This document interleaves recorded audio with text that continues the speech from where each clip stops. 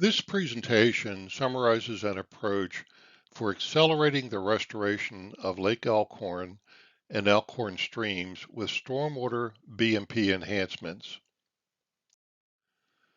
In the report on the left, Lake Elkhorn was listed as being over-enriched with nutrients. Because of this eutrophic condition, lake waters are murkier, support fewer fish, and are less suited for recreation. The map on the right shows that the 7 miles of lake tributary streams are in poor condition. The streams support far fewer fish and other creatures when compared to healthier streams. This means Lake Elkhorn streams may not be as child safe and friendly as we would like. This land use map shows that 81% of the land area draining to Lake Elkhorn, the watershed, is developed. Only 19% is in forest. It's the lack of forest and extensive watershed development that accounts for the degraded condition of the lake and streams. Developed lands release large quantities of pollution as well as causing other adverse effects that damage lakes and streams. Restoring Lake Elkhorn and Elkhorn streams requires these 7 actions. Reduce pollution washed from watershed lawns, streets, rooftops, and parking lots by up to 80%. Reduce floodwaters that scour and erode stream channels. Increase rainwater infiltration that maintains dry weather stream flow.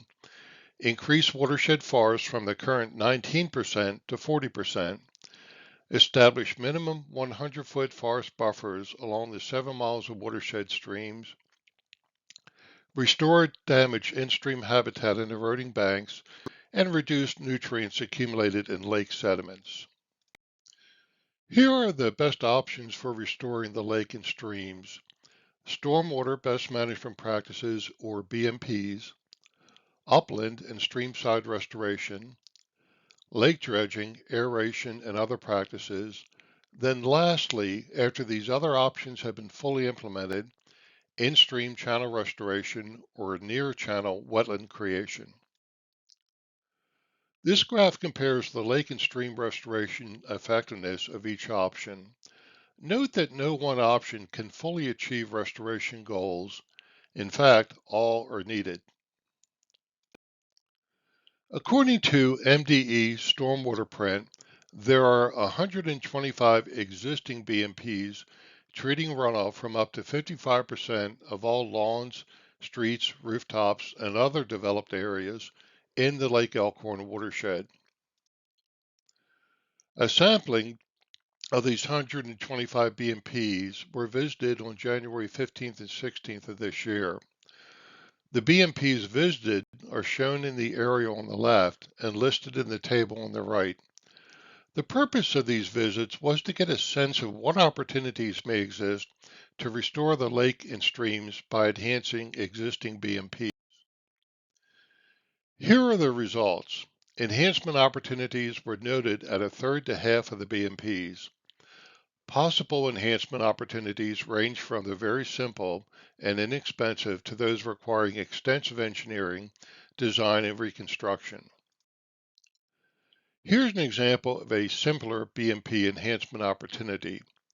Both of these bioretention facilities are supposed to have 12 inches of depth to store up to 90% of all runoff from nearby rooftops and parking lots. The upper BMP has 0 storage depth. The lower BMP only has 4 inches. It also lacks wood mulch, which is vital to performance.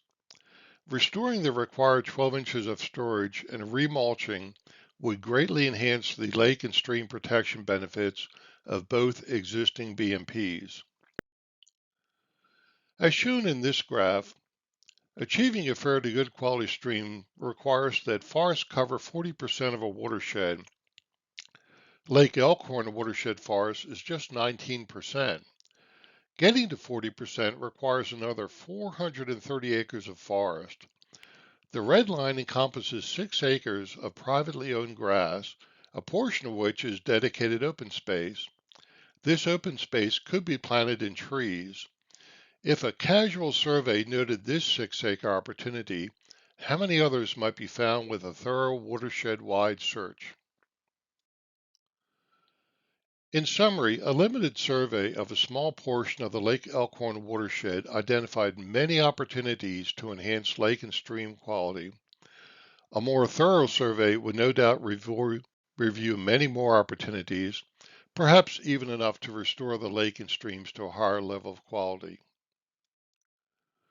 Given the tremendous potential benefits indicated by this survey, perhaps Lake Elkhorn in-stream restoration projects should be postponed until after, first, a more thorough survey is conducted, second, a plan is put in place to maximize the benefits of existing BMPs, third, new opportunities to add BMPs to treat more developed area are examined, and lastly, increased watershed and forest cover is achieved. Once these benefits have been completed, it will be far more likely that in-stream restoration will result in improved health. Most of the 6,300 homes in the Lake Elkhorn watershed are about a 5-minute walk from a stream. Our children should be able to fully enjoy these waters. While considerable progress has been made, our streams are still not as child safe and friendly as they could be. We found that once watershed residents are made aware of this reality, the willingness to support restoration increases considerably.